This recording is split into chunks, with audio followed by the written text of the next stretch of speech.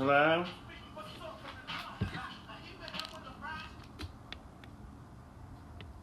Hello? Hello, can you hear me? Yes. Hello, this is Sergeant Hurrell with the State Troopers. Hey, how you doing? Good. How you doing? I'm not doing well at all. I have not been able to sleep. I've not been able to rest. This has been very hard since your subordinate Sergeant Burkett, like, just he just did me a great in service and justice in so many ways. And I called there a day or so after. I hope you have my incident report or number, whatever information you have on me. But if you don't, my name is MoHagani Magnetek, and I'm an African American transgender woman. And I live here in Alaska. And aside from the incident itself, I decided to call the troopers like a day later. He's going to ask me, well, why did you wait so long to call? And I told him, I said, well, honestly, I didn't think anybody, y'all would care or do anything about it. I'm saying? Kind of mistrusting of the police and how they deal with people of color, just like everywhere, all over the nation. So we started talking, and I started to get the feeling that he was having some prejudices when I told him, that me and my friend had went over to these people's house to get this cabinet and all this kind of stuff, and he comes back, well, oh, you and your girlfriend. I'm like, no, she's my friend, like, my best friend, and that's that. And so nevertheless, I told him everything that went down, and he said, well, I'm not sure if it's a crime or not. I'll have to look into it and conduct an investigation and everything. So I was like, all right, cool. I'll be patient and wait. A couple hours go by, I didn't hear from him, so I called the dispatcher. When I get to the dispatcher couldn't recognize my name, couldn't find my name in the system and everything. She had to do all kinds of digging and leave and get off the phone for 3 or 4 minutes to come back to me. Finally passed me through to his number, and I left a voicemail. So when he did call me back, the first thing that he tells me is that he spoke to the DA's office. Then he tells me that because it was a he said, she said event, it was a non-reportable crime. So I'm like, okay, what is that? He said basically he's not going to do a police report, just a summary, of the event. And he also stated that he talked to the other parties, and the man that attacked me said he only grabbed my bicep and talked about how strong I am, which in and of itself is offensive, But nevertheless, he said that during our conversation, he misgenders me twice. Mind you, my name is legal, my gender marker is legal, so I know it's right there in front of him, so he should be using the proper pronouns when speaking to me. So, I asked him, how long would it take to get the report or write-up or whatever he's going to do. He said it'd be ready on Monday. And I go down there to pick it up yesterday on Tuesday, and now they telling me I got to wait 10 days to get it and all this type of stuff. If that wasn't the case, he shouldn't have told me that. So yeah, he doesn't know exactly. I mean, he's not a clerk, you know what I mean? He's a state trooper. So yeah, it does take, once you put in a public information request, it takes the clerks a little while to gather all the information. They got to read it. We're not going to hand out. We're going to redact a lot of stuff, like people's names, things of that nature, driver's license numbers, date of birth. We're not going to give you all that. You know what I mean? Yeah, I understand. So yeah, it just takes a little while, and as you can see, we have thousands of cases, and we're super busy. So you're behind. You know what I mean? There's an order. Oh, I get it. I get it. I can wait. I can wait my 10 days. But one of the other issues, probably, I don't know, it might be the biggest issue, is the fact that he misgendered me twice over the phone. Now, normally when people misgender me, I kind of give them the benefit of doubt, woo-woo, okay, whatever, I don't have time to try to explain to people. But then I thought that, well, if he's misgendering me over the phone, he's going talking to these other parties or whatever that was involved, and he's still misgendering me, that changes the dynamics of the situation. That does not make for a fair investigation for me. Excuse every... In our system, it shows that you're a male. No, my system, it should not show you a male. I have a Alaska State driver's license that says female. Weird. Yeah, it's not weird. It's not weird. I That's really care if you're male or you're female. That's not the whole, or you're African American. That does not matter to us. oh, of course, it doesn't matter to you. You know what I'm saying? Because obviously, it doesn't. You're human. You know what I mean? Well, I was unfortunately, I have not been treated like a human by Alaska State Troopers or whatever last week. You have not treated me like a human, and I know my everything is legal and stuff like that. So it's there. You have that information. Let me ask you this, MoHagani. So if this 70-year-old something man, if he came to us and said that you touched his privates, and this was a he said she said thing, then what? What do you mean, then what? Where did you even get that from? What kind of analysis is that? Are you going to listen to me? I'm listening, but I mean, you're talking about people's private parts. What kind of analysis is that? Well, I think the allegation was that he touched, you said that he touched your bicep.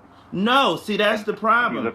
See, that's the problem that I'm having. I don't think Sergeant Burkett took my statement down initially or whatever, because my side of the story is this man grabbed my face, switched my hair moved my hair from side to side, told me he couldn't tell my black lipstick apart from my face because I'm black. And then when I tried to move away from him, he came at me, oh, prove you're a woman, and grabbing at my skirt to lift my skirt. And then we just got out of there.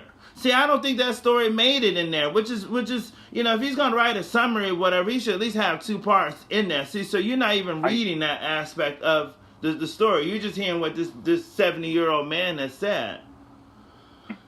Nevertheless, however you feel about it, he said he called the DA's office and everything and stuff like this. The DA has no record of him making a phone call on Thursday to them at all before he called back to me. I actually called on Thursday also.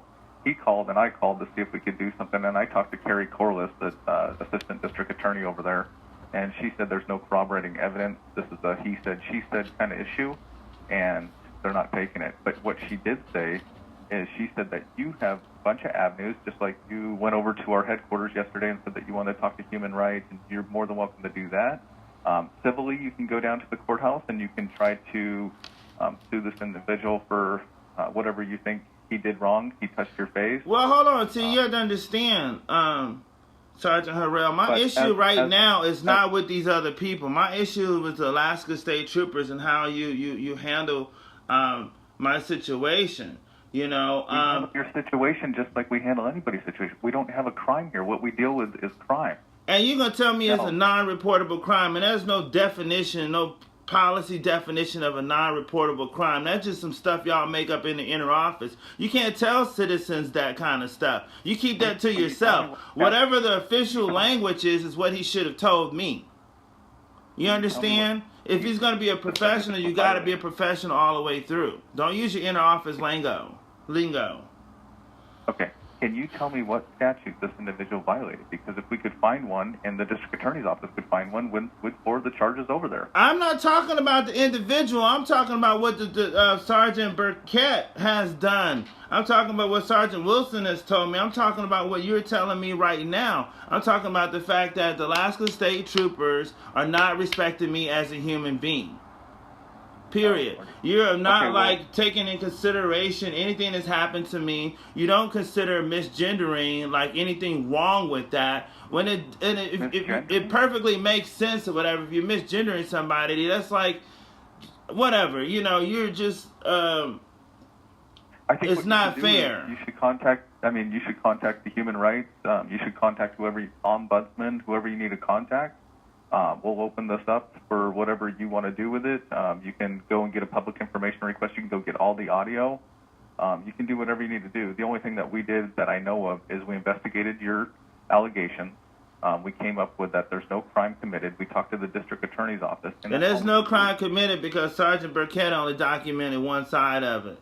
Don't you think grabbing somebody's face, and even if he grabbed my arm, without my consent, that's a problem there. I don't know if you want to call it 4th degree, 5th degree, 6th, 7th, 8th degree assault. He had no business touching me, period. And your officer, he can't see that. And you're his supervisor, so you're not seeing that either. You don't think there's anything wrong with, some 70-year-old man or whatever and stuff putting his hands on a black woman. without So let me without her ask you this. consent. When he touched you, how'd that make you feel? It made me feel horrible. When he grabbed my face, I backed away. I tried to get away from him, and he still kept coming at me. To prove you, he's gonna tell me prove you're a woman. He's gonna try to lift up my skirt. I mean, what kind of mess is that? If I had stayed there in that situation, who knows what would have happened? We left because Alaska's a stand your ground state. You don't know who's carrying a gun or not. It's just, it was just, I had to get out of there. And it's not a he said, she said. Over there for the furniture, though. He said, she said. It's 2 people.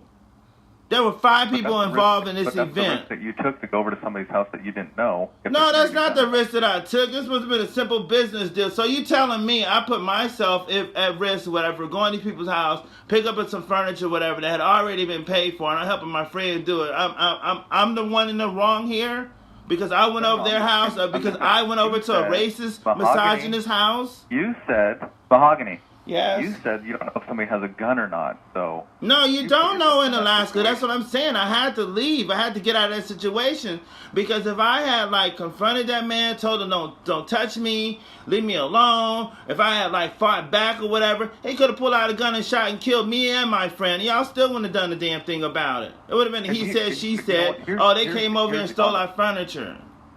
Here's the honest truth. If we had a crime, we would have been charging the guy. And I wish, you'd understand that. Well, you would have a crime and Sergeant Burkett did his job from the get-go, but he didn't. He didn't. So you telling me on the incident report... He didn't talk to any witnesses, but he talked to everybody there. Well, and the only thing he gonna write in his report is the statement from the 70-year-old man. He did not write my statement down in this report. That ain't cool. He'll write your statement down. Oh, well, yeah, now he is after the fact. Now you can go through and doctor the evidence or whatever and change it up if that's what you're going to do. Gun deck it. That's what we used to call it in the Coast Guard. I hope you have a wonderful day. You're not going to have a wonderful day. You know what I'm saying? I'm going to raise all kinds of sand about this because this is not fair the way you all are treating me. It's not fair the way you all are treating trans people. And just because Sergeant Wilson going to tell me, this transgender thing is a new phenomenon. Well, you all are public citizens, public officers. You work for the state or whatever. I'm sorry, but it's a steep learning curve. You need to get some training. If you're transgender or not, we don't care about any of that. You're still a human being. But you're not treating me as one. You're not giving me a fair investigation whatsoever. This was not fair. We interviewed everybody. We talked to the district attorney's office. They said no crime. Right, based on the fact that Sergeant, your incident will be updated with everything that we've done, all the steps that we've taken. You can go to whoever you want to and give it to them, human rights. So they're not going to find evidence of the crime. So that's what I'm saying. If it's going to be a full investigation, a police report, this man's statement talking about he touched my bicep should be there or whatever. My friend's statement who Sergeant Burkett talked to should be in there too. My initial statement should be there too. Let that document show everything and all statements that were made. Go ahead and write a fucking full police report. It's only like 1 page or 2 pages, fill in the blanks. Listen, MoHagani. I'm trying. Also record everything we do. So all those statements will be in recording. You just have to ask for them. You got to do the public information request. They said it'd take 10 days. They have a lot of people that are backed up right now. Like, we get a lot of collisions. We get this. We just have a lot of cases going out. You're in line. You can get all that. You can get all the recordings that everybody whatever trooper has talked to you, and you can go from there. That is something that you can't dispute. You know what I mean? Right. Well, you need to go... To write everything up verbatim on a non-reportable, non-crime, we're not going to do that, but you can get all the recordings also. Well, yeah, and you can sit there and listen to all the recordings too, and see if your Sergeant Burkett was right from Jump Street. Because if it's on the recordings, everything that I said, that my friend said, that this other man said, or whatever, that should be in his report. You're not going to just put one side of the story in there and then talk about he said, she said. Well, go ahead, put it all in there so everybody can see it. That's justice. Well, I hope you have a good day. I hope you don't have a good day. Because I'm not. This is horrible. And you're going to hear my voice, you know what I'm saying? And I'm going to speak up loudly against the Alaska State Troopers in this mess and whoever else I got to talk to. So, yeah, you know, you going down on the complaint list too, Mr. Sergeant Hurrell, because this is some BS, and I'm not standing for it or whatever. This is like not right. People getting killed and murdered out here and stuff like this, and y'all don't care to look into it. Assaulted, the way this man treated me or whatever, and the way Sergeant Burkett did it. Oh my goodness. So anyways, this is a bunch of lies, bullshit, and runaround that you're giving me and everything. You're gonna misgender me and do a half-assed investigation. I mean, gender you? That's weird. I don't care what your gender is though. That's what you don't understand. No, so do you understand what misgendering? I'll raise my right hand in court and say I don't care what your gender is. It doesn't matter. Of course you don't. Of course you don't. But you have to understand. You're talking to me. How would you like it if I was, call you Miss Hurrell, constantly or whatever? And I know that's not who you are. That's not fair. I never said anything like that to you. No, I know you didn't. I know you didn't, but Sergeant Burkett did. Sergeant Burkett did. He misgendered me twice over the phone. Well, maybe he... No, but if he gonna go over there, if he's talking to me this way, and he's talking to these other people this way, well, this woman and her black boyfriend came over here and all this kind of stuff, is the language that they're using and stuff. It changes the dynamics of the situation. No, that's what I'm saying. It's not fair. It's not fair. I'll tell you straight up, Mahogany. I got two half black children. I got troopers here that have black children. Well, good for you. They don't have it. Good for you. Good. An African American man. We're not racist. Good for you. We're not profiling. We're not doing anything like that. Yeah, because you don't give a damn. You're not caring. That's it. You're not gonna profile. You're not gonna do it because you just don't care. Period. That's the thing about the Alaska State Troopers. I've been doing this for a while, and I've never seen a racist trooper ever. Never. Because everybody that gets into this job is here to help somebody out. I mean, how can you say that when you sit down across from Sergeant Burkett all the time? Whether if he's racist or he's transphobic or whatever the hell he is or whatever and stuff, he's got some prejudices going on within himself or whatever that's interfering with the way he does his job. It just sounds like you're having a problem with this transgender thing. This is way above my pay grade. This is above the state troopers' pay grade. It's not above your pay grade.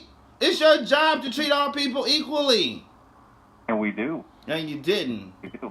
And you didn't. And don't worry, I get all the little phone records and stuff like this. If y'all don't want to fill out the little police report, I'll get all the information and stuff and throw it back in your face. Because this is a bunch of BS and you know it. So no, don't have a good day. I hope it's very fucked up for you. I'm not going to sit here and argue with you all day. So. We're not. I don't want to talk to you all day anyway. I just need to go and do my thing and let you know that I do not appreciate what is happening in your office, and I'll make sure your supervisors know it, the state know it, the whole damn entire world knows it. Okay. This is not fair. So Alaska State Troopers didn't have a racist, transphobic tag on them before. They will now. Call it what you want. So, get your ducats in a row. Okay. I don't want to hang up on you, but I'm going to go. I'm hanging up on you.